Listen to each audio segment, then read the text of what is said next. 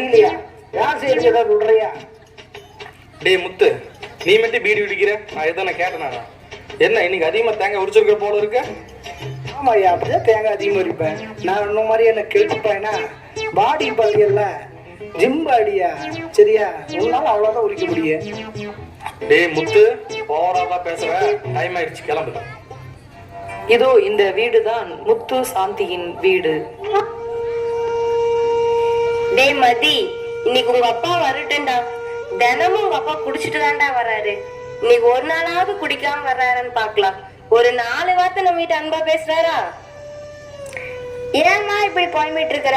அப்பா பத்தி அவனுக்கு தெரியாதாமா? இதெல்லாம் நம்ம தலையெழுத்துமா, இதெல்லாம் மாத்தவே முடியாதுமா. சரிடா, எங்க உன் தங்கச்சியை காணும்? அவளா மறந்துட்டியாமா? கிறிஸ்துமஸ் பக்கம் வந்துருச்சுல, சர்ச்சிலேயே போய் டான்ஸ் ஆடிட்டு இருப்பா. ஐயோ, இவ என்னடா இப்படி பண்ணிட்டு இருக்கா? சீக்கிரம் போன் பண்ணி வர சொல்லுடா. உங்க அப்பா வேற வந்துருவாரு. உங்க அப்பா வந்தா சண்டை போடுவாரு.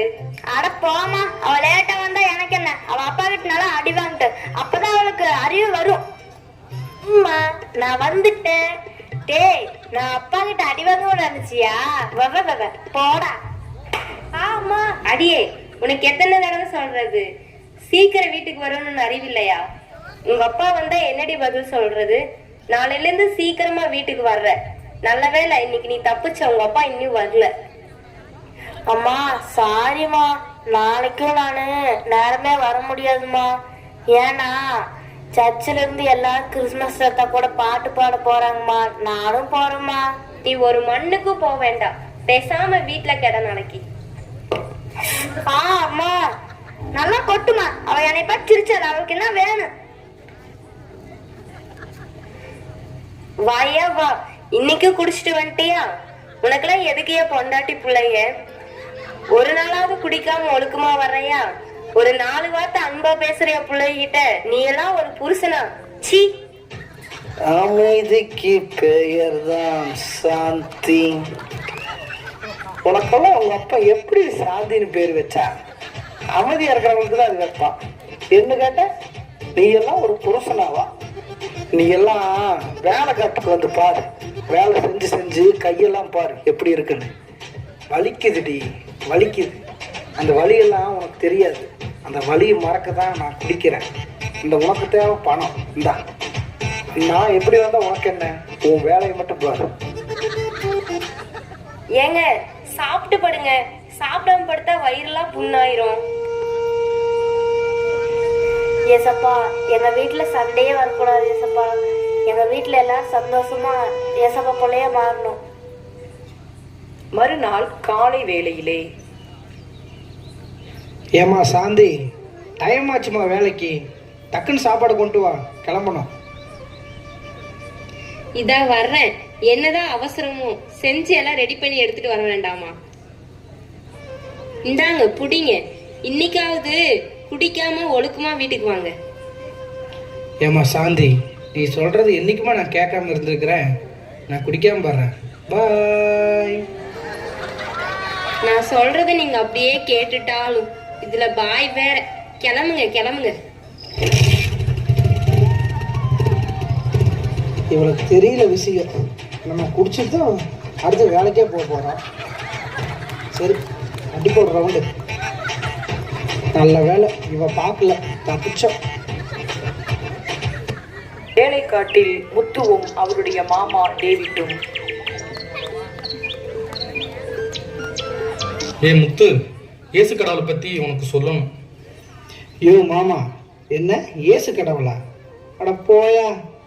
வந்தமா, தேங்காய் உரிச்சமா, டக்குன்னு வீட்டுக்கு கிளம்பணுமா, போற வழியிலே 2 பெக்க போட்டோமான்னு இல்லாம ஏசுவான் காசுவான். போயா. ஏ முத்து, நான் சொல்றது கொஞ்சம் கேளப்பா. என் பொண்டாட்டிக்கு திடீர்னு நல்லா இல்லாமல் போயிடுச்சு. அப்போது என்ன பண்ணுறதுன்னே தெரியல. இயேசு கோயிலுக்கு தான் போனோம். இயேசு கடவுள் நல்லா பண்ணி விட்டாரு. அதே மாதிரி எனக்கு உடம்பு சரியில்லாமல் போயிடுச்சு. நானும் இயேசு கோயிலுக்கு போனேன், எனக்கு ரெடி ஆயிடுச்சு. குடும்பமாக சர்ச்சுக்கு போகிறோம். இப்போ சந்தோஷமாக இருக்கிறேன்ப்பா. ஐயோ மாமா, அதுக்கு இப்போ என்னையா பண்ண சொல்கிறதுக்கு? இல்லைப்பா முத்து, இந்த உலகத்துலேயே கொஞ்ச நாள் தான் வாழ போகிறோம். நம்ம வாழ்கிற வாழ்க்கையில் இயேசுவின் பிள்ளையா நம்ம இருந்தால் சந்தோஷமாக வாழலாம். அதுக்கு நம்ம ஒன்றே ஒன்று தான்ப்பா செய்யணும். நம்ம இதயத்தை இயேசுவுக்கு கொடுக்கணும். யோ, நான் இப்போ நல்லா தான் இருக்கிறேன். என் குடும்பத்தில் என் பொண்டாட்டி பிள்ளைங்க நல்லா தான் இருக்கிறாங்க. உனக்கு உடம்பு சரியில்லை, உன் பொண்டாட்டிக்கு உடம்பு சரியில்லை, நீங்கள் கோயிலுக்கு போனீங்க. அதுக்கு நான் என்னையா பண்ண முடியும்? உனக்கு தேவை இருந்துச்சு, நீ போன, அதோடு நிறுத்திக்கணும்.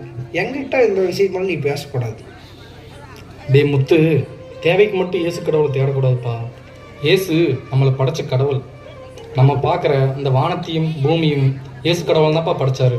கடவுளாக இயேசுப்பா நமக்காக மனுஷனாக பிறந்தாருப்பா. யோ, வேலை முடிஞ்சது, கிளம்பலாமா? சரி போகலாம்ப்பா. என்னைக்காவது ஒரு நாள் இயேசு உன்னை சந்திப்பார்ப்பா. முத்துவுக்கும் டேவிட்டுக்கும் வேலை முடிந்துவிட்டது. வேலைக்காட்டிலிருந்து வீட்டிற்கு செல்லும் காட்சி. தண்ணி தொட்டி தேடி வந்த கண்ணு குட்டி நாய். ஐயோ மாமா, இப்பதான் நான் சந்தோஷமா இருக்குது. காலையில அருன்னு இருக்கிறீங்க, ஏயா இப்படி பண்ற? டேய் மாப்பிள்ள, உனக்கு ஓவர் ஆயிடுச்சு போல இருக்குறா. எப்படியாவது என்னை வீடு கொண்டு போய் சேர்த்திடுறா. டேய் வண்டி எப்படி ஓட்ட போறேன்னு தெரியல. என்னை நம்பி பொண்டாட்டி பிள்ளைகளாம் இருக்குதுடா. பார்த்து சேர்த்துருவியா வீட்டில் போய்? சரிடா மாமா, உன்னை கண்டிப்பா சேர்க்க வேண்டிய இடத்துல போய் கண்டிப்பா சேர்த்துடும். கவலைப்படாது. அந்த பைக் மட்டும் எங்க இருக்குன்னு பார்த்து சொல்லு. டேய் உனக்கு ஓவர் ஆயிடுச்சு போல இருக்குது. மாமனை மரியாதை இல்லாமலாம் பேசுறியாடா? டேய் அப்படியாடா மாமா பேசுனேன்? சாரிடா. சாரியா மாமா, சாரி. ஐயோ, அந்த பைக் எங்க இருக்குன்னு அப்பெல்லாம் இருந்து கேட்டுருக்குறேன். அந்த பைக் கிட்ட எப்படியாவது என்னை கொண்டு போய் சேர்த்துறியா? ஏய் பைக்கில் தான்டா உட்காந்துருக்குற. ஓ, இதுதான் பைக்கா? உன்னை நம்பி எப்படி வீடு போய் சேர போறேன்னு தெரியலடா. என்னை நம்பி நீ வந்துட்டுல, கண்டிப்பா போயிடலாம்.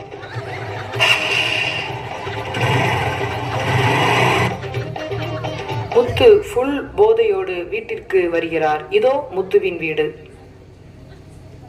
டே மதி, உன் தங்கச்சியை போய் கூட்டிட்டு வாடா சர்ச்சில் இருந்து. அவ இன்னையும் காணப்பாரு. உங்க அப்பா வேற வந்துருவாரு இப்போ. அட போமா, அவ கிறிஸ்மஸ் தாத்தா கூட பாட்டு பாட போயிருப்பா. அவ எந்த தெருல இருப்பான்னு எனக்கு எப்படி தெரியும்? அவ அப்பா கிட்ட நல்லா அடி வாங்கி சாப்பிட்டு. என்னடா இது, நம்ம வீடு தானா?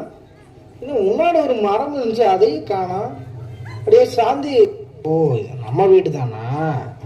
தம்பி சாப்பிட்டியாப்பா? சரி, பாப்பா இங்க. சாந்தி, இங்க பாப்பாவை காணோம். ஐயோ, காலையில உங்ககிட்ட என்ன சொல்லிவிட்டேன்? குடிக்க மாட்டேன்னு சொல்லிட்டு போனேன். நீ ஒழுக்கமா இருந்தா தானே உன் புள்ள ஒழுக்கமா இருக்கும். என்னடி சொன்ன? ஐயோ, என்னையே அடிக்கிற? போ, அம்மா அடிக்காதப்பா. அவளாப்பா அம்மா சொல்ற பேச்சு கேட்காம சர்ச்சுக்கு போறாப்பா. பா, இதான் வந்துட்டாப்பா. என்ன தைரியமா இருந்தா நீ லேட்டா வருவ. உனக்கு பயம் விட்டு போச்சு. உங்க அம்மா நீ வரலன்னு கேட்டதுக்கு அவ ஓவரா பேசுறான். உங்களுக்கெல்லாம் பயம் விட்டு தான் போச்சு. தம்பி, எடா அந்த பெல்ட்டை. இதோ எடுத்தானப்பா. அப்பா வேணாப்பா, வேணாப்பா, வலிக்கும்பா, வேணாப்பா. அப்பா வேணாப்பா, வேணாப்பா. அப்பா வேணாப்பா, வேணாப்பா, வலிக்குப்பா. அடிக்காதப்பா, அடிக்காதப்பா, வேணாப்பா, வேணாப்பா. அப்பா வேணாப்பா, ப்ளீஸ்ப்பா, வேணாப்பா, வேணாப்பா. அப்பா வேணாப்பா. அம்மா சொல்லுமா. ஐயோ விடியா, பொம்பளை பிள்ளை போய் இப்படி அடிச்சுட்டு இருக்கிறீங்க. அவ நீ போக மாட்டா, நான் பாத்துக்கிறேன், விட்டுருங்க. எங்கேயாவது அவன் போனா எல்லாத்துக்கும் இந்த பெல்ட்ல தான் அடி. ஏசப்பா, ஏசப்பா, நாளைக்கு நான் கிறிஸ்மஸ் தாத்தா கூட பாட்டு பார்க்க சர்ச்சுக்கு போனேன். ஏசப்பா, எங்க அப்பா எதுவும் சொல்லக்கூடாது. ஏசப்பா, ஆமீன். சில நாட்களுக்கு பிறகு. மா மா மா அம்மா அம்மா அம்மா.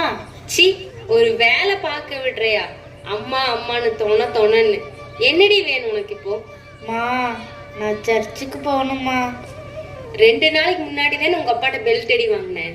உங்க அப்பா போக கூடாதுன்னு சொல்லிக்கிறாருல, பேசாம வீட்டுல இரு. மா, அப்பா வரக்குள்ள நான் சீக்கிரம் வந்துடுறேம்மா. ப்ளீஸ்மா, ப்ளீஸ்மா. இப்ப போய் நீ என்னத்த செய்ய போற? அப்படி என்ன உனக்கு சர்ச்சில்?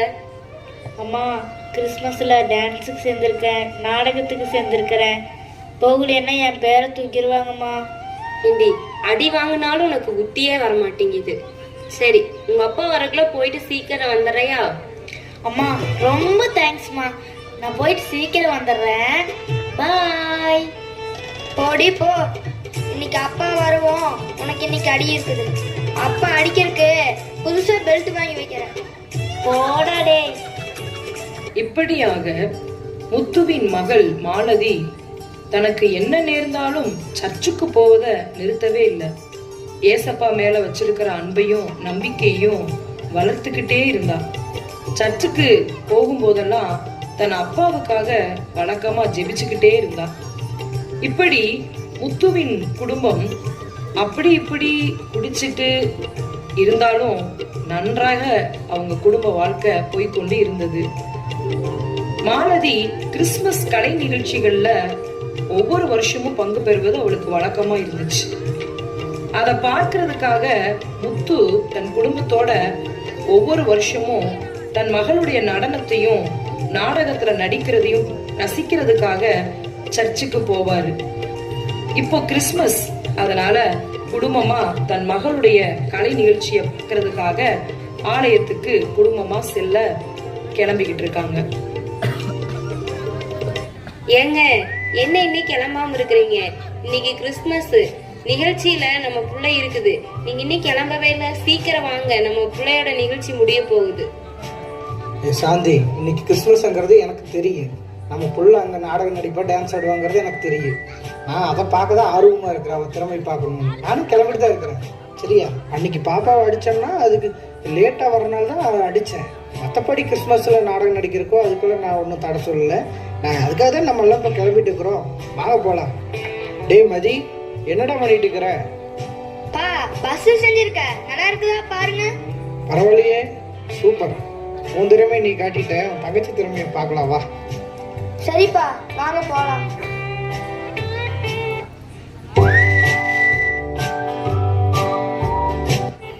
டே முத்து, வாப்பா வாப்பா, குடும்பமா வந்துக்கிறீ, ரொம்ப சந்தோஷமா இருக்கு. நீ சர்ச்சுக்கு வந்தது குறித்து எனக்கு ரொம்ப சந்தோஷம்ப்பா. ப்ரோக்ராம் ஆரம்பிச்சிட்டாங்கப்பா, சீக்கிரம் உள்ள போப்பா. ஐயோ மாமா, நீ நினைக்கிற மாதிரிலாம் ஒன்றும் கிடையாது. என்னோட புள்ள ப்ரோக்ராம் நடந்துட்டு இருக்கு, அதை தான் பார்க்க வந்தேன். நீ ரொம்ப கற்பனை பண்ணிக்காத, சரியா?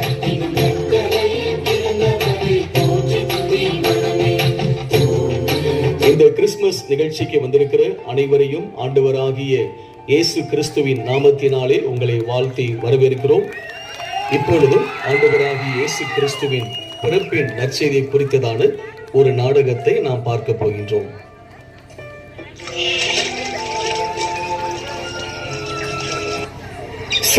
அப்பாடி, தண்ணி எடுக்க எவ்வளவு தூரம் வர வேண்டியது இருக்குது. எலிசபெத் முன்னாடி போயிட்டு இருக்குது. எலிசபெத் அக்கா, கொஞ்சம் பொறுங்க, நானும் வரேன். என்ன எஸ்டர், நல்லா இருக்கிறியா? நல்லா இருக்கேன்க்கா. எலிசபெத் அக்கா, உங்களை பார்த்து ரொம்ப நாள் ஆச்சு. நீங்க நல்லா இருக்கீங்களா? நானும் கர்த்தருடைய கிருபையினால நல்லா இருக்கேன் எஸ்டர். சரிக்கா, உங்க வீட்டுக்காரர் சகரியா நல்லா இருக்காரா? வீட்டுலதான் இருக்காரா? எஸ்டர், என் வீட்டுக்காரரும் கர்த்தருடைய கிருபையினால நல்லா இருக்காரு. எஸ்டர், தேவாலயத்துல தூபம் காட்டுகிற சீட்டு என் கணவர் பேருக்கு விழுந்திருக்கு. அதனால என் கணவர் சகரியா தேவாலயத்துக்கு ஊழியம் செய்யறதுக்காக போயிருக்காரு. அப்படியாக்கா? சரிக்கா. அக்கா, நான் உங்ககிட்ட ஒன்று கேட்கறேன், தப்பா நினைச்சுக்க மாட்டீங்கல்ல? சொல்லு எஸ்டர். அக்கா, நீங்களும் உங்க கணவரும் கர்த்தருக்கு முன்னாடி பரிசுத்தமா நடக்கிறீங்கக்கா.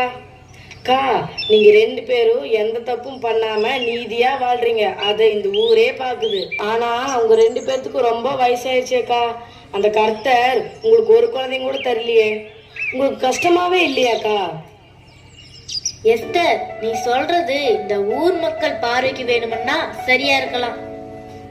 எஸ்டர், நான் சொல்றத கொஞ்சம் கவனமா கேக்குறியா? நானும் என் கணவரும் தேவனுக்கு பயந்து குற்றம் இல்லாம நீதியா வாழ்றது எதுக்குன்னு தெரியுமா? எங்களுக்கு கடவுள் குழந்தை தருவார்னு சொல்லி நாங்க கடவுளுக்கு பயந்து வாழல. நம்மளை படைச்ச கர்த்தர் பரிசுத்தர். ஆகையால அவருடைய பிள்ளைகளாகிய நாமும் பரிசுத்தமா வாழணும்னு கர்த்தர் சொல்லியிருக்காரு. அதனாலதான் நாங்க கர்த்தருடைய வார்த்தைக்கு கீழ்ப்படிஞ்சு பரிசுத்தமா வாழ்றோம். கர்த்தருக்கு கீழ்ப்படிஞ்சு வாழ்ந்தா நம்மளுக்கு என்னக்கா கிடைக்க போகுது? எஸ்டர், கர்த்தருக்கு கீழ்ப்படிஞ்சு வாழ்ந்தா என்ன கிடைக்குன்னு கேக்குற? அதுல எவ்வளவு ஆசீர்வாதம் இருக்கு தெரியுமா? சொல்றேன் கேளு. நம்ம மரணத்துக்கு பின்னாடி ஒரு அழிவில்லாத வாழ்க்கை இருக்கு. அதான் நித்திய வாழ்க்கை. நம்ம வாழ்ற இந்த உலக வாழ்க்கை கொஞ்ச நாள் தான் எஸ்டர். ஒரு 70 இல்லைன்னா 80 வயசு வரைக்கும் தான். அதுக்கப்புறம் என்ன நடக்க போகுதுன்னு உனக்கு தெரியுமா? அதுக்கு பின்னாடிதான் ஒரு உண்மையான வாழ்க்கை, பரலோக வாழ்க்கை நம்மளுக்கு கிடைக்க போகுது. இந்த உலகம் நம்மளுக்கு தற்காலிகமானது, தெரிஞ்சுக்கோ. ஐயோ, என்னக்கா சொல்ற? எனக்கு ஒன்னும் புரியல. தலையே பிச்சுக்கும் போல இருக்குது. நம்ம சத்த பிறகு நம்மளுக்கு நடக்கிறது யாருக்கா பார்க்க போறா? சரிக்கா, எனக்கு நேரமாச்சு, நான் வீட்டுக்கு போறேன். சகரியா தன் ஊழியத்தின் நாட்கள் நிறைவேறின உடனே தன் வீட்டிற்கு வந்து விட்டார். அந்நாட்களுக்கு பின்பு அவன் மனைவியாகிய எலிசபெத் கர்ப்பவதி ஆனாள். என் கர்த்தாவே, என் தேவனே, உமக்கு நன்றி ஆண்டவரே. கர்த்தாவே, எனக்கு உண்டாயிருந்த நிந்தையை நீக்கும்படியாக கர்த்தர் இந்த நாட்களில் என்மேல் கருணை வைத்து எனக்கு இப்படி செய்ததால் நான் உம்மை துதிக்கிறேன். கர்த்தாவே, என் கணவர் ஊழியத்தை நிறைவேற்றுவதற்காக ஆலயத்திற்கு வந்தபோது காபிரியல் தேவதூதன் மூலமாக தீர்க்க தரிசனமாய் சொன்னது போல வயது சென்ற நிலையில் எங்கள் கர்ப்பத்தை ஆசீர்வதித்து கர்ப்பத்தின் கனியை கொடுத்ததற்காக உம்மை துதிக்கிறேன். சகரியா வயது சென்ற கிழவனாய் இருந்தார். அவருடைய மனைவி எலிசபெத்தும் வயது சென்றவளாய் இருந்தாள். ஆனால் அவர்கள் தேவனுக்கு முன்பாக நீதி உள்ளவர்களாய் வாழ்ந்தபடியால் அவர்கள் வேண்டுதலை கர்த்தர் கேட்டார். அவர்களை கர்த்தர் ஆசீர்வதித்தார். இதனால் எலிசபெத் 5 மாதம் தன்னை மறைத்து வெளிப்படாது இருந்தாள். 6 மாதங்களுக்கு பிறகு எலிசபெத் கர்ப்பவதியாகி 6ஆம் மாதத்திலே காபிரியேல் என்னும் தூதன் கலிலேயாவில் உள்ள நாசரேத் என்னும் ஊரில் தாவீதின் வம்சத்தானாகிய யோசேப்பு என்கிற நாமமுள்ள புருஷனுக்கு நியமிக்கப்பட்டிருந்த ஒரு கன்னிகையின் இடத்திற்கு தேவனாலே அனுப்பப்பட்டான்.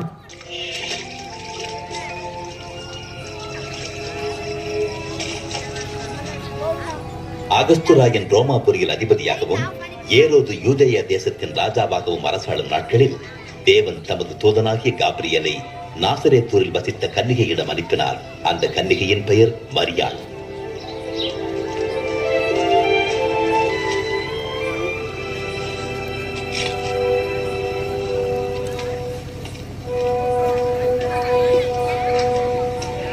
மரியாளே, பயப்படாதே. நீ தேவனிடத்தில் கிருபை பெற்றாய்.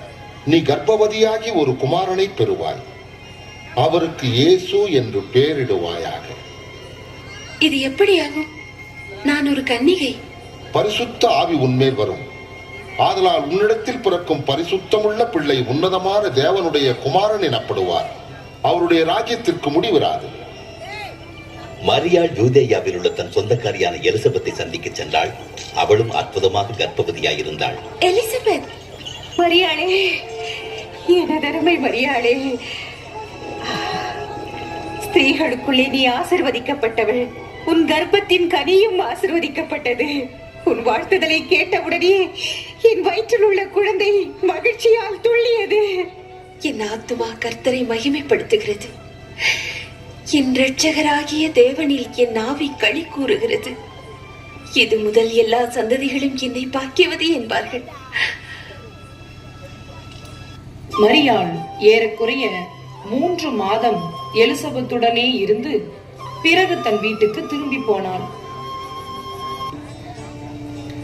எலிசபெத் சகரியாவுக்கு கர்த்தர் சொன்ன தீர்க்க தரிசனத்தின்படி இப்பொழுது ஒரு குமாரன் பிறந்து விட்டார். எலிசபெத்தக்கா, கர்த்தர் உங்களுக்கு எவ்வளவு பெரிய அற்புதம் செஞ்சுட்டாரு. இவ்வளவு வருஷம் கழிச்சு கர்த்தர் உங்க ஜபத்தை கேட்டிருக்காரு. உங்க நீதி உள்ள வாழ்க்கையை கர்த்தர் பார்த்து உங்களை ஆசீர்வதிச்சிட்டாரு. எஸ்தர், கர்த்தரை தேடுகிறவர்களுக்கு ஒரு நன்மையும் குறையப்படாதுன்னு வேதத்துல சொல்லப்பட்டிருக்கு. எஸ்தர், உனக்கு இன்னொரு நற்செய்தி சொல்லட்டுமா? ஏக்கா, உனக்கு குழந்தை பிறந்திருக்கிறதே நற்செய்தி தான். இன்னொரு நற்செய்தி என்ன? எஸ்தர், என் கணவர் சகரியா ஆலயத்திற்கு ஊழியம் செய்ய போனார்ல, அப்போ காபிரியல் என்னும் தேவதூதர் என் கணவரை சந்தித்தார். எங்களுக்கு ஒரு குமாரன் பிறப்பார்னு தீர்க்க தரிசனமா சொன்னாரு. அவர் சொன்னது போலவே இப்ப எங்களுக்கு நடந்துருச்சு. எங்களுக்கு பிறக்க போற குழந்தைக்கு யோவான்னு பேர் வைக்க சொன்னாரு. அந்த தேவதூதன் சொன்னது போலவே எங்க குழந்தைக்கு யோவான்னு பேர் வச்சிட்டோம். பேரு வைக்கிற நாளுல ஒரு அற்புதம் நடந்துச்சு. என்ன அற்புதம் தெரியுமா? என் கணவர் பரிசுத்த ஆவியினால நிரப்பப்பட்டு தீர்க்க தரிசனம் சொன்னாரு. அப்படியாக்கா? என்ன தீர்க்க தரிசனம் சொன்னாரு? சொல்றேன் கேளு. நம்ம எல்லாத்தையும் காப்பாத்தற்கு ரட்சிக்கருக்கு ஒரு குமாரன் பிறக்க போறாராமா. அவர்தான் ஆண்டவராகிய இயேசு கிறிஸ்து. இதத்தான் தீர்க்க தரிசனமா சொன்னாரு. இதற்கு அடையாளமா எனக்கு ஒரு அற்புதம் நடந்துச்சு. சொல்றேன் கேளு. நான் 6 மாசமா கர்ப்பமா இருக்கும்போது என் ஆண்டவருடைய தாயார் என் வீட்டுக்கு வந்தாங்க. அவங்க பேரு மரியாள். எனக்கு கர்ப்பத்தின் கனியை கர்த்தர் கொடுத்த பிறகு நான் 5 மாசம் வெளியவே வரல, யாருக்குமே தெரியாது. ஆனா தேவதூதன் மரியாள் கிட்ட போய் நான் கர்ப்பமா இருக்கிறேன்னு சொல்லியிருக்காரு. எனக்கும் என் கணவருக்கும் மட்டுமே தெரியப்பட்ட இந்த ரகசியம் தேவதூதன் மூலமா மரியாளுக்கும் சொல்லப்பட்டிருக்கு. எவ்வளவு ஆச்சரியமா இருக்குல்ல தேவனோட வழி நடத்துதல். உலக ரட்சகர் இயேசு கிறிஸ்துவை பெற்றெடுக்கும் கன்னிப்பெண் மரியாள் என் வீட்டுக்கு வந்தது எவ்வளவு ஆச்சரியம். என்னக்கா சொல்ற? எனக்கு ஒண்ணுமே புரியல. என்ன புரியலையா? உனக்கு புரியற மாதிரி சொல்றேன் கேளு. நம்ம வேத புத்தகத்துல ஏசாயால ஒரு வசனம் இருக்கு. நமக்கு ஒரு பாலகன் பிறந்தார், நமக்கு ஒரு குமாரன் கொடுக்கப்பட்டார், கர்த்தத்துவம் அவர் தோளின் மேல் இருக்கும், அவர் நாமம் அதிசயமானவர், ஆலோசனை கர்த்தா, வல்லமையுள்ள தேவன், நித்திய பிதா, சமாதான பிரபு எனப்படும் என்ற வேத வார்த்தை தீர்க்க தரிசனமா எழுதப்பட்டிருக்கு. படிச்சிருக்கியா? அந்த தீர்க்க தரிசன வார்த்தை நம்ம வாழ்ற இந்த காலத்துல நிறைவேற போகுது. நம்ம உறவு முறையாகிய கன்னிப்பெண் மரியாள் மூலமா இயேசு ரட்சகரா பிறக்க போறாரு. மெய்யாகவே அவர் நம்முடைய பாடுகளை ஏற்றுக்கொண்டு நம்முடைய துக்கங்களை சுமந்தார். நம்முடைய மீறுதல்களின் நிமித்தம் அவர் காயப்பட்டு நம்முடைய அக்கிரமங்களின் நிமித்தம் அவர் நொறுக்கப்பட்டார். நமக்கு சமாதானத்தை உண்டு பண்ணும் ஆக்கினி அவர் மேல் வந்தது, அவருடைய தழும்புகளால் குணமாகிறோம் என்ற வேத வார்த்தை நிறைவேற போகுது. அப்படியா? ஆச்சரியமா இருக்குது. இயேசு கிறிஸ்துதான் நம்ம பாவத்தை மன்னிக்க முடியுமா? இயேசு கிறிஸ்துதான் விடுதலை தருவாரா? எஸ்தர், மனிதர்களாகிய நம்முடைய பாவத்திற்காக ஆடு மாடையெல்லாம் பலியிடுறோம்ல, அதோட ரத்தம் நம்மளை பரிசுத்தமாக்க முடியல. அதுக்கு பதிலாதான் கடவுள் தேவகுமாரனாய் கன்னிப்பெண் மரியாள் வகுத்துல பிறக்க போறாரு. இயேசு கிறிஸ்து நமக்காக இந்த பூமியில மனிதனா பிறந்து நம்ம எல்லா பாவத்தில் இருந்தோம் நம்மளை ரட்சிக்க போறாரு. அப்படியாக்கா? ரொம்ப சந்தோஷம். நான் போயிட்டு வரேன்க்கா. கர்த்தருக்கு மகிமை உண்டாவதாக. இவ்வளவு நேரம் நீங்கள் பார்த்த இந்த நாடகத்தில் இயேசு கிறிஸ்து 2000 வருடங்களுக்கு முன்னாடி எப்படி இந்த பூமியில் மனிதனாய் பிறந்தார் என்று பார்த்தீர்கள். ஆம், இயேசு கிறிஸ்து முதல் வருகையில் நமக்காக கன்னிப்பெண் மரியாள் வயிற்றில் மனிதனாய் பிறந்து இரத்தம் சிந்தி உயிர் கொடுத்து மீண்டும் 3ஆம் நாள் உயிரோடு எழுந்து பரலோகம் சென்று விட்டார். இந்த தீர்க்க தரிசனம் 2000 வருடங்களுக்கு முன்பு நிறைவேறி முடிந்துவிட்டது. நம்முடைய பாவங்களுக்காக இயேசு தன் மீது தண்டனையை ஏற்றுக்கொண்டார். இப்பொழுது யாரெல்லாம் இயேசு கிறிஸ்துவை தங்கள் இருதயத்தில் விசுவாசித்து என் பாவங்களை இயேசுவின் இரத்தம் மன்னித்து விட்டது என நம்புகிறார்களோ அவர்கள் எல்லாரும் கடவுள் இயேசுவின் பிள்ளைகளாய் மாறுகிறார்கள். மேலும் ஒரு நற்செய்தியை உங்களுக்கு அறிவிக்கவா? இயேசு கிறிஸ்து இப்பொழுது நாம் வாழும் இந்த காலத்தில்தான் இதோ நாம் பார்க்கிற இந்த வானத்தின் மத்தியிலே கோடி கோடி தேவதூதர்களோடு மீண்டும் வரப்போகிறார். யாரெல்லாம் ஏசப்பாவை ஏற்றுக்கொண்டு பரிசுத்த வாழ்க்கை வாழ்ந்து இயேசுவின் 2ஆம் ரகசிய வருகைக்கு காத்திருக்கிறார்களோ அவர்கள் எல்லாரையும் ஏசப்பா இந்த பூமியில் இருந்து அழைத்து சென்று ஏசப்பா இருக்கும் பரலோகத்தில் ஏசப்பாவோடு கூட நம்மை வாழ வைக்க போகிறார். ஆமென்.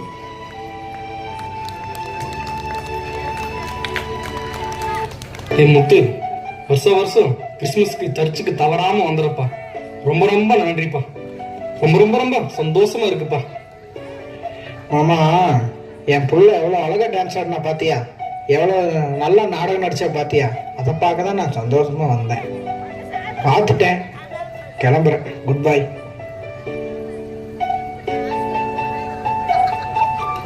சில நாட்களுக்கு பிறகு முத்துவின் வீடு. வேலைக்கு கிளம்பி கொண்டிருக்கிறார். சாந்தி, வேலைக்கு டைம் ஆச்சு, போயிட்டு வரேம்மா. சரிங்க, போயிட்டு வாங்க. இந்த பேக்கை பிடிமா, கொஞ்சம் பாத்ரூம் போகிற மாதிரி இருக்கு, போயிட்டு வந்துடுறேன்.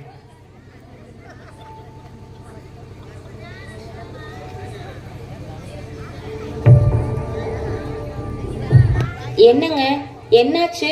போகும்போது நல்லா தான் நடந்து போனீங்க, வரும்போது சோர்வா வர்றீங்க, என்னாச்சு? ஒன்றும் இல்லை சாந்தி, 2-3 நாளாக சரியா யூரின் போக மாட்டேது. அப்பப்போ வயிறு வலிக்குது, அதான், வேற ஒன்றும் இல்லை.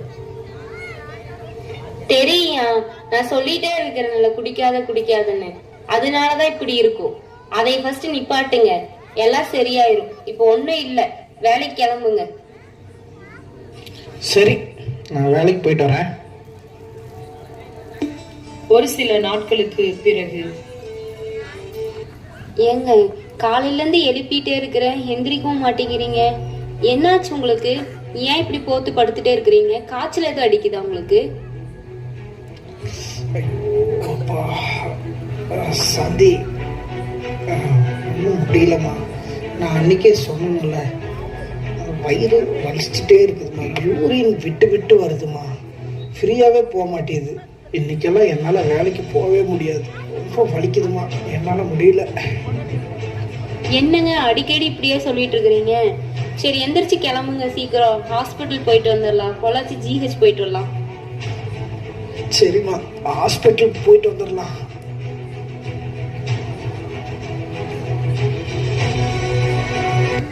முத்துவும் சாந்தியும் பொள்ளாச்சி GH ஹாஸ்பிட்டலுக்கு வந்து விட்டார்கள். அடுத்த பேஷண்ட் வர சொல்லுங்க. உட்காருங்க ஐயா. சரிங்க.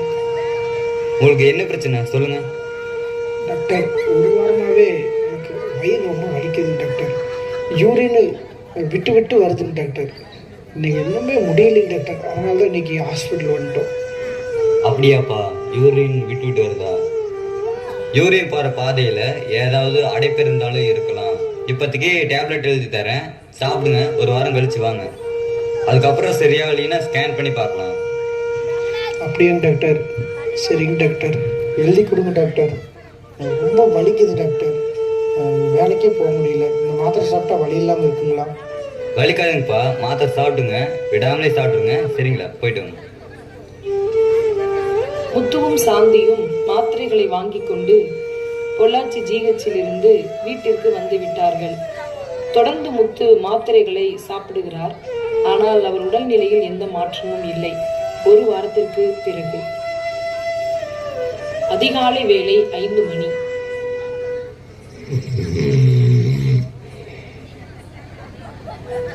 சாந்தி, சாந்தி, ஏ சாந்தி,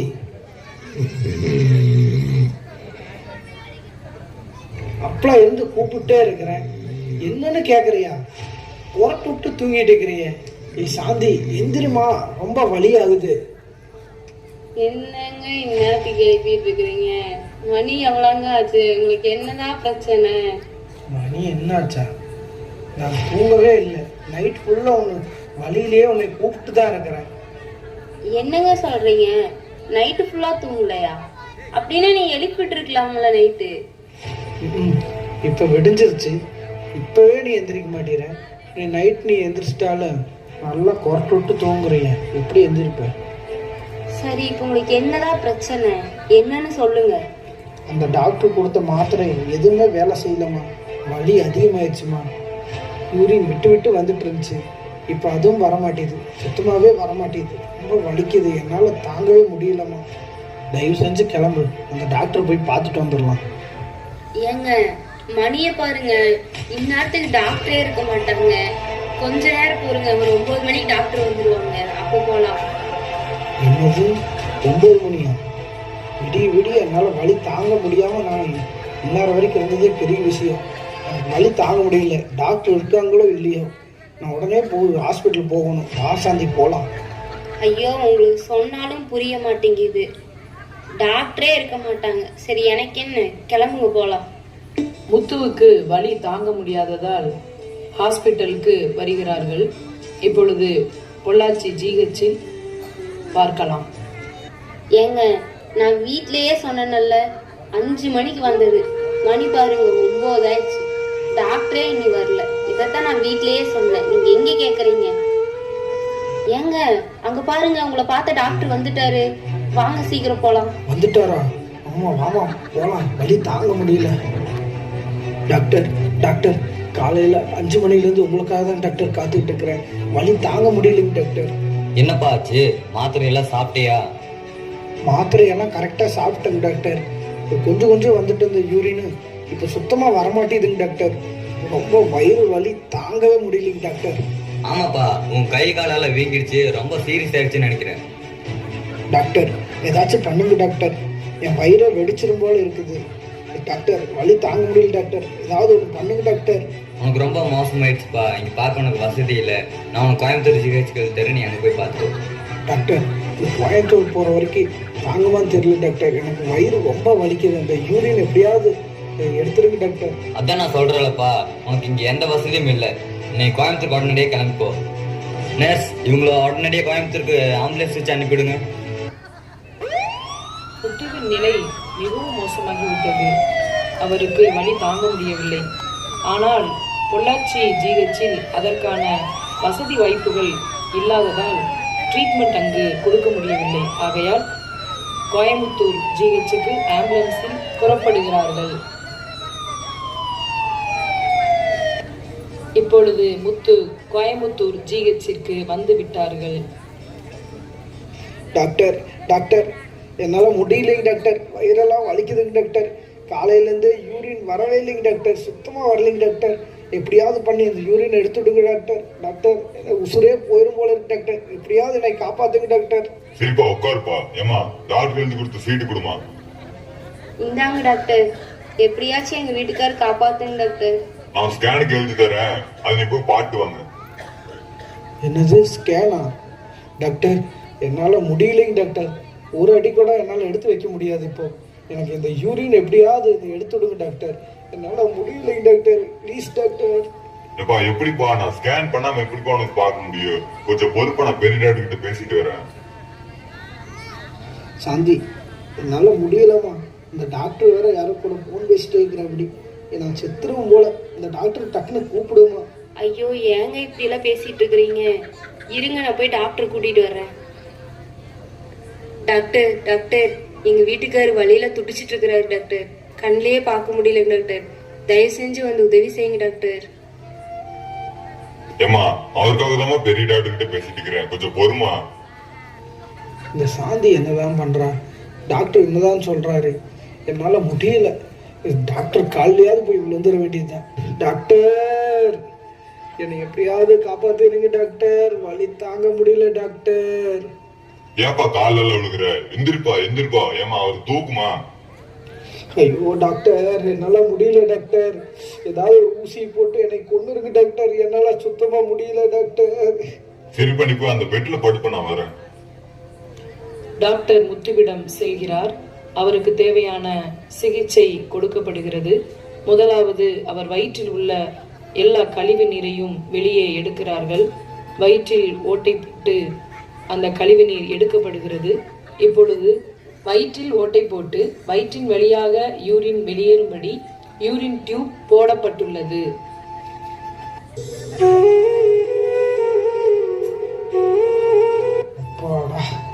இப்போதான் போன வருஷம் வந்த மாதிரி இருக்குது.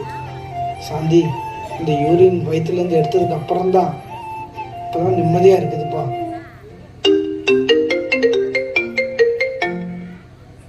ஏங்க இருங்க, ஒரு கால் வருது, என்னன்னு பேசிட்டு வரேன். சரிம்மா.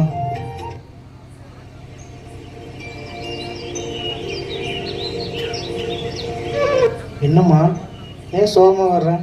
ஃபோன்ல யாரு? ஏங்க நம்ம புள்ள வயசுக்கு வந்துட்டாலாம். என்னம்மா சொல்கிறேன்? பாப்பா வயசுக்கு வந்துட்டாளா? என்னம்மா பண்ணுறது, நம்ம வேற இங்கே இருக்கிறோம்.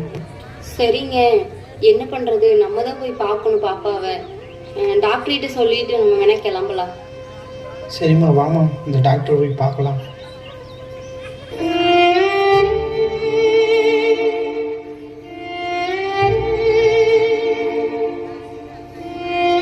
டாக்டர், இப்போ நாங்கள் அடுத்து என்ன டாக்டர் பண்ணுறது? உங்களுக்கு ஒரு ஸ்கேன் பண்ணணும், ஸ்கேன் பண்ணி பார்த்து ஆபரேஷன் பண்றது என்னன்னு முடிவு பண்ணிக்கலாங்க. சரி, நான் உங்களுக்கு ஸ்கேன் எழுதி தரேன், ஒரு 4 நாள் கழிச்சு வாங்க. அது வரைக்கும் உங்க வயிற்றுல போட்டிருக்கிற யூரின் டியூப் வழியாவே யூரின் போய்க்கோங்க. கொடுங்க டாக்டர், நாங்கள் போயிட்டு வரோம். 4 நாள் கழிச்சு வரோம் டாக்டர். சரிப்பா. முத்துவும் சாந்தியும் கோயம்புத்தூர் ஜிஹெச்சில் இருந்து வீட்டிற்கு வந்துவிட்டார்கள். தன் மகள் மாலதி வயதுக்கு வந்ததால் அதற்கான செய்ய வேண்டிய சடங்குகளை செய்து முடித்து விட்டார்கள்.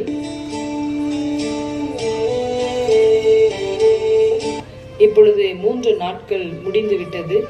டாக்டர் சொன்னபடி மறுபடியும் கோயம்புத்தூர் ஜிஹெச்சிற்கு வருகிறார்கள். அங்கு ஸ்கேன் செய்ய ஆயத்தப்படுகிறார்கள். ஸ்கேன் பண்ணி முடித்து விட்டார்கள். இப்பொழுது டாக்டரை பார்க்கிறார்கள். ஐயோ, ஸ்கேன் ரிப்போர்ட்ல என்ன இப்படி இருக்குது? என்ன டாக்டர் ஆச்சு? ஏப்பா, உனக்கு ஆபரேஷனால பண்ணவே முடியாதுப்பா, வாய்ப்பே இல்லை. நீ காலத்துக்கும் ஆயுசுக்கும் வயிற்று வழியாவே யூரின் டியூப் வச்சு யூரின் போய்க்கோ. என்ன டாக்டர் சொல்றீங்க? எனக்கு இப்பதான் டாக்டர் 37 வயசு ஆகுது. இப்ப இருந்து யூரின் டியூப் வழியா யூரின் போனா என் நிலைமை என்ன ஆகுது டாக்டர்? அதுக்கு நான் எனக்கும் பண்றது, ஸ்கேன் ரிப்போர்ட் அப்படிதான் சொல்லுது. எனக்கு நிறைய கேஸ் இருக்குது, கொஞ்சம் கிளம்புறியா? ஏங்க வாங்க, எங்க வீட்டுக்கு போலாம். என்ன சாந்தி, டாக்டர் இப்படி சொல்லிட்டாரு, இனிமேல் நான் காலத்துக்கு இப்படிதான் இருக்கணுமா? ஏங்க இப்படிலாம் பேசுறீங்க? வாங்க நம்ம வீட்டுக்கு போய் முடிவு பண்ணிக்கலாம், கவலைப்படாதீங்க. நம்ம ஏதாவது வேற முயற்சி பண்ணலாம், போலாங்க. முத்துவும் சாந்தியும் வீட்டிற்கு வந்து விட்டார்கள்.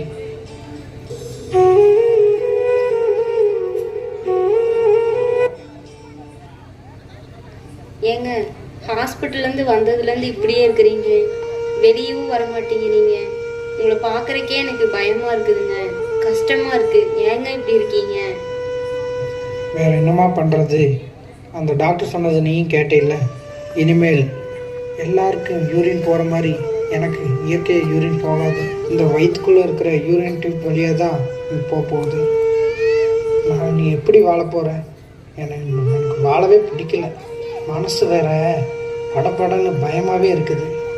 நான் சீக்கிரம் செத்துருவன் போல இருக்குமா, அதனால தான் நான் வெளியிலும் போகாம யாரையும் பார்க்காம இருக்கிறேன். வாயை மூடுங்க, எப்ப பார்த்தாலும் செத்துருவன்னு இப்படியே பேசிட்டு இருக்கிறீங்க. உங்களை நம்பி நானும் குழந்தைகளா இருக்கிறோம்ல, தெரியலையா? என்ன வாய் மூட்டு சொல்கிறேன்? என் வாழ்க்கை நீ இப்படி தான் இருக்கும், நான் இப்படி தான் இருப்பேன். என்ன எதுக்கு நம்புறீங்க? என்னை எல்லாம் யாரும் நம்பி இருக்காதீங்க. நீ உங்கள் அப்பா வீட்டுக்கு போயிரு, பிள்ளைகளை கூப்பிட்டு வேற கல்யாணம் பண்ணிக்கும். இனிமேல் எனக்கு யாருமே பிடிக்கல, உங்களை பார்க்கவே எனக்கு பிடிக்கல. எனக்கு கொஞ்ச நாள் தனியாக விடுங்க. ஏங்க இப்படி எல்லாம் பேசிட்டு இருக்கிறீங்க? வேற கல்யாணம் முடிச்சுக்க சொல்றீங்க. உங்க நிலம் இப்படியே இருக்க போகுதுன்னு நினைக்கிறீங்களா? நிச்சயமா நம்ம வாழ்க்கையில ஒரு மாற்றம் வருங்க, நம்பிக்கை வைங்க. எப்படி மாறும்? நீயே சொல்லு, எப்படி மாறும்? என் நிலைமை எப்படி மோசமா இருக்கு? எல்லா டாக்டரும் முடியாதுன்ட்டாங்க. அதுக்கப்புறம் எப்படி என் நிலைமை மாறும்? சொல்லு சாந்தி. இல்லைங்க, எங்க அம்மா என்கிட்ட போன்ல சொன்னாங்க, ஒரு ஊர்ல ஒரு மந்திரவாதி இருக்கிறாராமா, அவர் நல்லா குறி சொல்லுவாராமாங்க. அவர்கிட்ட போலாங்க, அவர்கிட்ட போனா நம்ம வாழ்க்கை கண்டிப்பா மாறுங்க. என்னது, உங்க அம்மா அந்த மந்திரவாதி கிட்ட போக சொன்னாங்களா? ஏ சாந்தி, எனக்கு இந்த மூட நம்பிக்கையெல்லாம் பிடிக்காதுன்னு தெரியுமல்ல உனக்கு. அது மேல எல்லாம் எனக்கு கொஞ்சம் கூட நம்பிக்கையே கிடையாது. நீங்க நம்புறீங்களோ இல்லையோங்க, எனக்கு அது மேல நம்பிக்கை இருக்குது. நீங்க எனக்காக ஒரு டைம் அங்க வாங்க. சரி, இவ்வளவு தூரம் சொல்றேன், உனக்காண்டி வர்றேன். சரி போலாம்.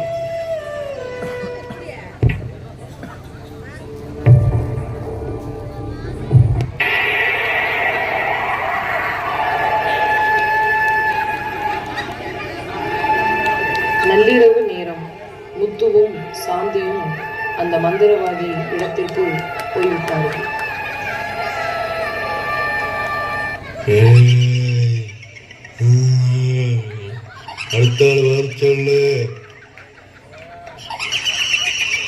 சாந்தி, இவனை பார்த்தாலே ஒரு மாதிரியா இருக்கு. இவன் போலி மந்திரவாதி மாதிரி இருக்கான். மாமா போயிடலாம்.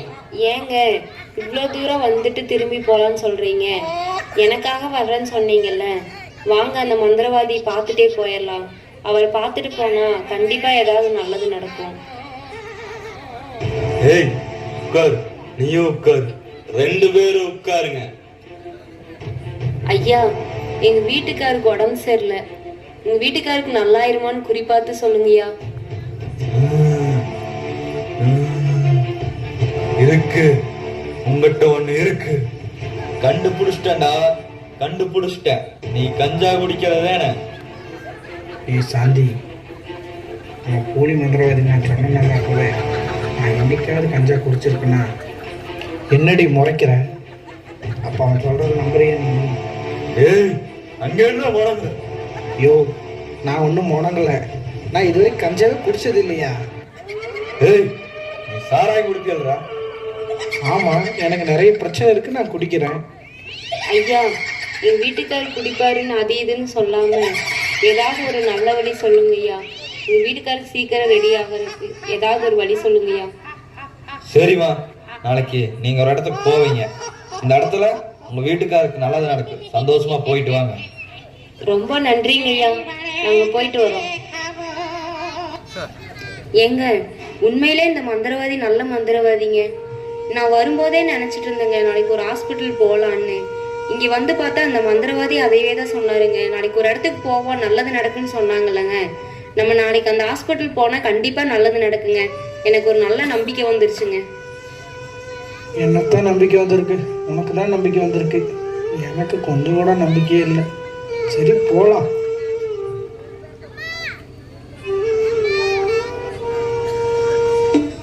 மறுநாள் காலையிலே முத்துவும் சாந்தியும் ஒரு தனியார் மருத்துவமனைக்கு சிகிச்சை எடுக்கும்படி செல்கிறார்கள்.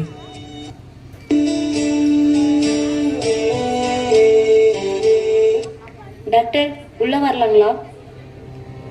S, come in. உட்காருங்கம்மா. சார் உட்காருங்க. சொல்லுங்க, என்ன பிரச்சனை? சார், எங்க வீட்டுக்காருக்கு உடம்பு சரியில்லைங்க. இதெல்லாம் ஜிஹெச்ல பார்த்து ரிப்போர்ட்டுங்க. கொடுங்கம்மா.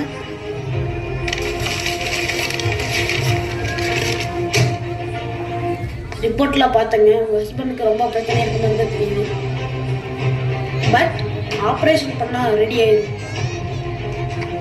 டாக்டர், ஆப்ரேஷன் பண்ணா ரெடி ஆயிருங்களா? என்ன டாக்டர் சொல்றீங்க? உண்மையா ரெடி ஆயிருங்களா? ஜிஹெச் டாக்டர்லாம் முடியாதுன்னு சொல்லிட்டாங்க டாக்டர். இங்க சரியாயிருங்களா டாக்டர்? எஸ், ரெடி ஆயிருமா. நாளைக்கே நீங்க அட்மிட் ஆயிடுறீங்களா? டாக்டர், அப்படிங்களா? எவ்வளோ டாக்டர் பண்ண செலவாகும்? ஆப்ரேஷனுக்கு ஒரு 40,000, மெடிசனுக்கு ஒரு 10,000, மொத்தம் 50,000 ரெடி பண்ணிட்டு வாங்க. டாக்டர் சொன்னதை கேட்டவுடன் சாந்திக்கு ரொம்ப சந்தோஷம். முத்துவுக்கும் ஒரு சின்ன நம்பிக்கை வந்துருச்சு. எப்படியாச்சும் ஏதோ ஒரு அற்புதம் நடக்க போகுது, சுகமாக போகிறோம் அப்படின்னு சொல்லி. இப்போ அவங்க 2 பேரும் வீட்டுக்கு போய் பணம் ரெடி பண்ண போகிறாங்க. அவங்க கூலி வேலை செய்கிறதுனால அவங்கக்கிட்ட அவ்வளோ பணம் இல்லை. ஆனாலும் அவங்க கடன் வாங்கி 50,000 ரூபாய் ரெடி பண்ணிட்டு அந்த தனியார் ஆஸ்பத்திரிக்கு இப்போ வந்துட்டாங்க. பார்க்கலாம். நீங்க தானே முத்து? உங்களை ஆப்ரேஷனுக்கு 40,000 ரூபாய் கட்ட சொன்னேன். ஆனால் 20,000 ரூபாய் தான் கட்டியிருக்கீங்களாமா? ஆமாங்க சார். சார், நாங்கள் ஆப்ரேஷன் முடிஞ்ச உடனே மீதி பணத்தை கட்டிடுறோம் சார். ஆப்ரேஷன் முடிஞ்சோடனே மீதி பணம் கட்டிடுவீங்கல்ல? சரி, நீங்கள் ஆப்ரேஷன் தேட்டருக்கு போங்க. முத்து ஆபரேஷன் தியேட்டருக்கு கொண்டு போகப்படுகிறார். சுமார் 3 மணி நேரம் ஆபரேஷன் தியேட்டருக்குள் இருக்கிறார். இப்பொழுது ஆபரேஷன் முடிந்தது என்று சொல்லி வெளியே கொண்டு வரப்படுகிறார். டாக்டர், டாக்டர், எங்க வீட்டுக்காருக்கு நல்லபடியா ஆபரேஷன் முடிஞ்சுங்க டாக்டர். ஆப்ரேஷன் பண்ணுறதுக்கு தான் ட்ரை பண்ணோம், ஆனால் ஆப்ரேஷன் பண்ண முடியலை. என்ன டாக்டர் சொல்றீங்க? என்னாச்சு? ஆப்ரேஷன் பண்ணுற இடத்துல அவருக்கு நிறைய புண்ணு இருக்குமா, அதனால பண்ண முடியலை. நீங்க என்ன பண்றீங்கன்னா மீதி இருக்க பணத்தையும் போய் கட்டிட்டு வாங்க. டாக்டர், ஆப்ரேஷனே பண்ணலை, அப்புறம் எதுக்கு மீதி பணம் கட்டணும்? முத்து, உங்களுக்கு ஆப்ரேஷன் பண்றதுக்கு எல்லா வேலையும் நடந்துருச்சுல்ல, அதனால நீங்க எல்லா பணத்தையும் கட்டி தான் ஆகணும். டாக்டர், நாங்கள் பணக்காரங்களாம் இல்லை டாக்டர். நாங்களே கூலி வேலைக்கு போயிட்டு இருக்கிறோம். நீங்கள் ஆப்ரேஷன் பண்ணுவீங்கிற நம்பிக்கையில் தான் நாங்கள் கடன் வாங்கிட்டு வந்தோம். மீதி பணம் நீங்கள் ஆப்ரேஷன் பண்ணியிருந்தா தான் எங்கள் முதலாளி கொடுப்பாருங்க டாக்டர். அம்மா, ஒரு ஆப்ரேஷன் தான் பண்ணியிருக்கு, இன்னொரு ஆப்ரேஷன் பண்ணணும்னு சொல்லு. அப்படி சொல்லி முதலாளி கிட்ட பணம் கேளு, அப்பதான் உன் புருஷனை வீட்டுக்கு அனுப்ப முடியும். இப்படி அந்த மருத்துவமனையில் சிகிச்சை முடியும், ஆபரேஷன் நடக்கும் என்ற நம்பிக்கையோடு போன முத்துவும் சாந்தியும் ஏமாற்றத்தோடு கையில் வைத்திருந்த எல்லா பணத்தையும் மருத்துவமனையில் கட்டிவிட்டு அவர்கள் ஏமாற்றத்தோடு தோல்வியோடு வீட்டிற்கு திரும்பி வருகிறார்கள். சாந்தி, போன இடமெல்லாம் தோல்வியே தான் இருக்குது. அந்த ஆஸ்பத்திரியில் இருந்த பணத்தை எல்லாம் வாங்கிட்டு நம்மளை ஏமாத்திட்டாங்க. எனக்கு மட்டும் என் வாழ்க்கையில் ஏன் இப்படி நடக்குது? ஆமாங்க, எங்கள் அம்மா பேச்சை கேட்டு அந்த மந்திரவாதியை மலை போல நம்பினேன். அவனையும் ஏமாற்றி விட்டுட்டான் பார்த்தீங்களா? அப்போவே சொன்னல சாந்தி, அந்த மந்திரவாதி போலி மந்திரவாதின்னு சொல்லி. இப்போ பார்த்தியா, அந்த ஆள் என்ன சொன்னார்? நாளைக்கு ஒரு இடத்துக்கு போவீங்க, அங்கே நல்லது நடக்குன்னு சொன்னார்ல. அவரை நம்பி தான் நம்ம போனோம். போன பக்கம் என்னாச்சுன்னு பார்த்தியல்ல, பூரா பணத்தையும் நம்ம ஏமாந்து நிற்கிறோம் சாந்தி. சரி விடுங்க, எல்லாம் நம்ம தலையெழுத்து. சரிங்க, பிள்ளைகளாம் சாப்பிடாம இருக்காங்க, நான் போய் சமைக்கிறேன். சே, என்னதான் ஆகணும் வாழ்க்கை? நம்மளை யாரு தான் காப்பாற்றுவா?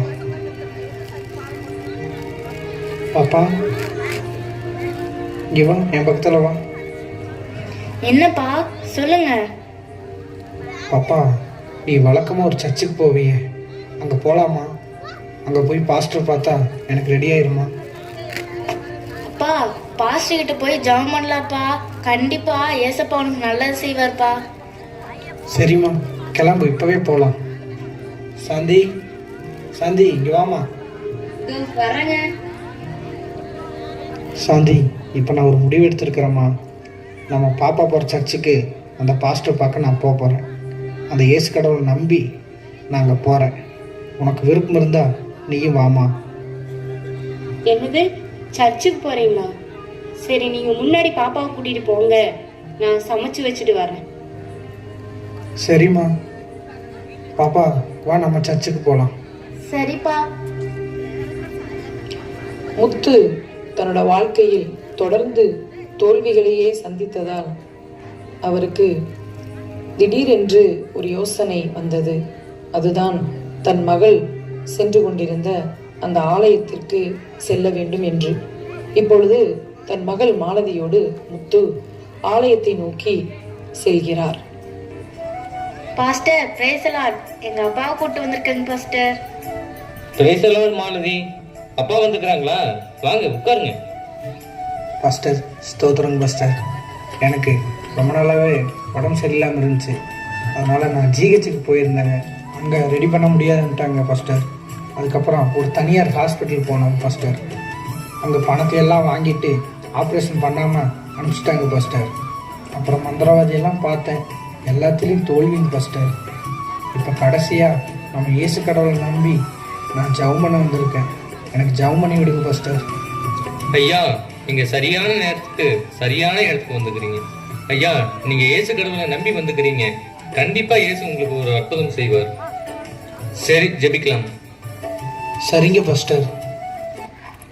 அன்பும் இரக்கமும் நிறைந்த எங்கள் நல்ல தகப்பன் இயேசப்பா, இப்பொழுதும் மாலதி அப்பா முத்து ஐயாவுக்காக நான் ஜெபிக்கிறேன். முத்து ஐயாவுக்கு இருக்கும் இந்த வியாதியை நீர் சுகமாக்க வல்லவராய் இருக்கிறீர். உம் சமூகத்தை தேடி வந்திருக்கும் இவருக்கு உம்முடைய அற்புதத்தை செய்து சுகமாக்குங்க ஏசப்பா. இயேசுவின் நாமத்தில் ஜெபிக்கிறேன் எங்கள் ஜீவனுள்ள நல்ல பிதாவே, ஆமேன். ஆமேன். சாந்தி, எப்போ வந்த சாந்தி? நீங்க ஜெபிக்க ஆரம்பிக்கும் போதே நான் வந்துட்டேங்க. ஸ்தோத்திரம் பாஸ்டர். ஸ்தோத்திரம்மா. முத்துவும் சாந்தியும் அவங்க மகள் மாலதியும் நம்பிக்கையோடு விசுவாசத்தோடு ஆலயத்திற்கு வந்து பாஸ்டர் ஐயாவிடம் ஜெபித்து மறுபடியும் வீட்டிற்கு செல்கிறார்கள். தொடர்ந்து அவர்கள் வாரந்தோறும் ஞாயிற்றுக்கிழமை ஆலயத்திற்கு தவறாமல் வருகிறார்கள். எப்பொழுது ஆலயத்திற்கு வர ஆரம்பித்தாரோ அப்பொழுதிலிருந்து முத்துவின் வாழ்க்கையில் ஒரு பெரிய மாற்றம். அவர் உள்ளத்தில் இவ்வளவு நாளாய் இருந்து வந்த பயமெல்லாம் மாறினது. ஒரு புதிய நம்பிக்கை அவருக்கு வந்தது. இயேசு கடவுள் நிச்சயமாய் தன்னை சுகமாக்குவார் என்ற விசுவாசம் வளர ஆரம்பித்தது. ஒவ்வொரு வாரமும் ஞாயிற்றுக்கிழமை ஆண்டவர் இயேசப்பாவை பாடி துதித்து தேவனை ஆராதித்தார். வயிற்றில் கட்டப்பட்டிருந்த அந்த யூரின் பேக் இருப்பதையே மறந்தார். இப்படியே நாட்கள் கடந்தன. ஒரு மாதத்திற்கு பிறகு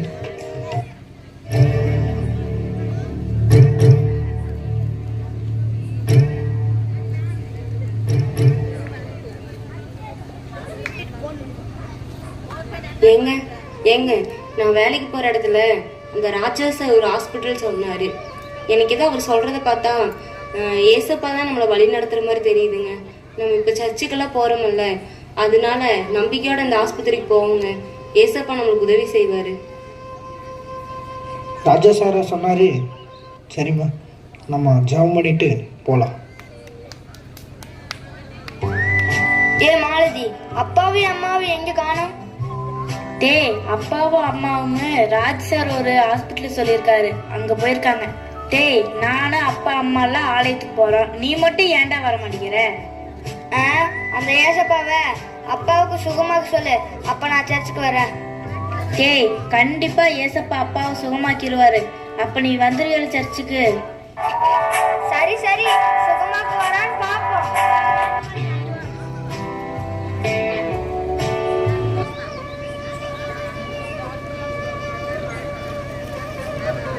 டாக்டர், ராஜா சார்னு ஒருத்தர் எங்களை இங்க அனுப்பிச்சு விட்டாரு. ஆமாம்மா சொன்னார். உங்கள் ரிப்போர்ட் எல்லாம் கொடுங்க.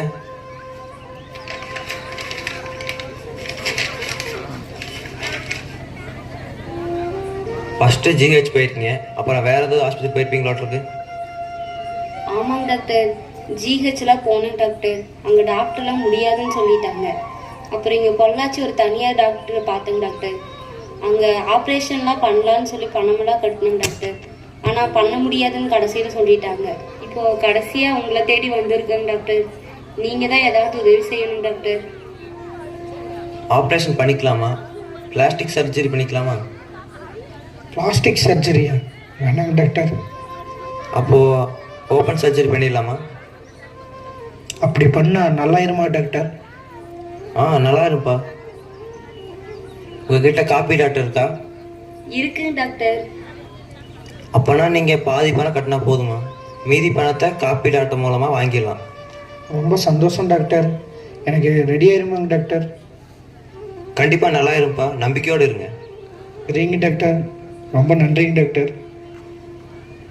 முத்துவும் சாந்தியும் மிகுந்த சந்தோஷத்தோடு அவர்கள் அந்த மருத்துவமனையிலிருந்து வீட்டிற்கு வந்து அவர்கள் சொன்ன அந்த பணத்தை ஆயத்தம் செய்து ஹாஸ்பிட்டல் வந்து அட்மிட் ஆகிவிட்டார்கள். இப்பொழுது ஆபரேஷன் தியேட்டரில் முத்து இருக்கிறார். இப்பொழுது அவருக்கு ஆபரேஷன் நடந்து கொண்டிருக்கிறது. சுமார் 9 மணி நேரம் ஆபரேஷன் நடந்து கொண்டிருக்கிறது. இப்பொழுது ஆபரேஷன் முடிந்து விட்டது. இப்பொழுது முத்து ஆபரேஷன் தியேட்டரிலிருந்து வெளியே கொண்டு வரப்படுகிறார். முத்து மயக்க நிலையில் இருக்கிறார்.